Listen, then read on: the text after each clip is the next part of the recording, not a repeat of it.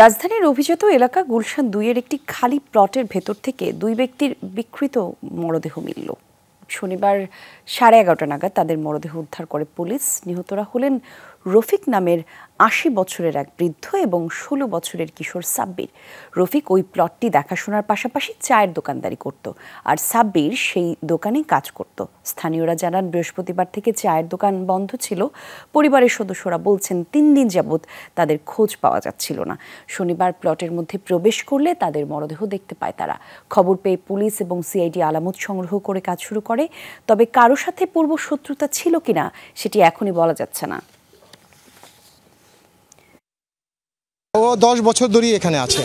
না, প্রাথমিক কোনো কারণ জানা যায়নি। পুলিশ আগে ইনভেস্টিগেশন করবে। এমনি ভালো ছিল, কিন্তু আসলে হঠাৎ করে আসলে খুবই দুঃখজনক বিষয়। এ বিষয়ে আরো কিছু তথ্য আমরা জানবো। আমাদের সহকর্মী রাব্বি সিদ্দিকী আছেন সেখানে। রাব্বি, একটু জানাবেন ঠিক কি কারণে এই হত্যাকাণ্ড, কিছু জানতে পারলেন কিনা, কোনো তথ্য পাওয়া গেল কিনা? কলি, এখন পর্যন্ত হত্যার যে প্রকৃত কারণ সেটি কিন্তু পুলিশ জানাতে পারেনি।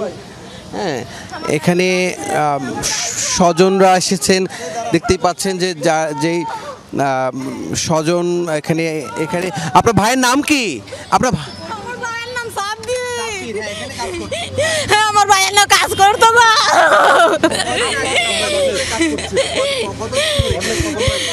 এই কুরবানি ঈদের পরে থেকে আমার ভাইয়ের নয় আসিন, আমার ভাইয়ের না কাজ করতো গো।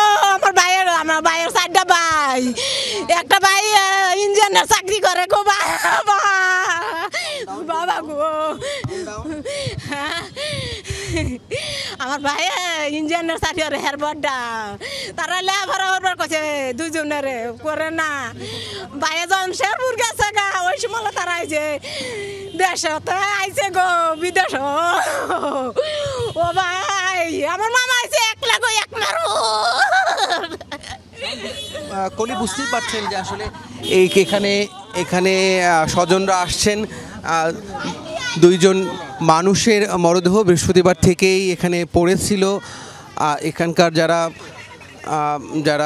যারা চায়ের দোকানে যারা নিয়মিত চা খেতে আসতেন, তারা আসলে বিষয়টি সন্দেহ হওয়ায় পুলিশকে খবর দেয় এবং তারপরে সেই জায়গা থেকে মরদেহ উদ্ধার করে। পুলিশ এখনও ঘটনাস্থলে আছে। কলি, ধন্যবাদ আপনাকে সাব্বির।